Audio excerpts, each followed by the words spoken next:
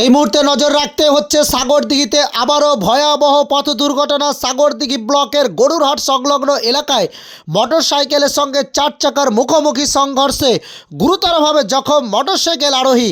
যারা যে সাগরদিঘির দিক থেকে আসছিল, ওই মোটরসাইকেলটি হলদির দিকে যাচ্ছিল, অপরদিকে হলদির দিক থেকে সাগরদিঘি যাচ্ছিল একটি চার চাকা।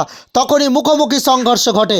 জানা যায় আহত ওই ব্যক্তির নাম তারিফুল শেখ, বাড়ি ডিহিবরজ এলাকায়, পাটকেলডাঙ্গা অঞ্চলের ডিহিবরজ এলাকায়।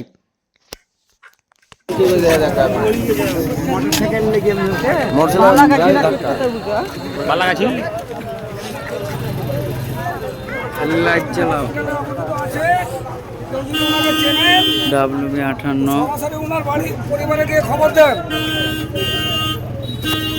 ওনার বাড়িতে খবর দেন। মারুতি ভ্যানের সঙ্গে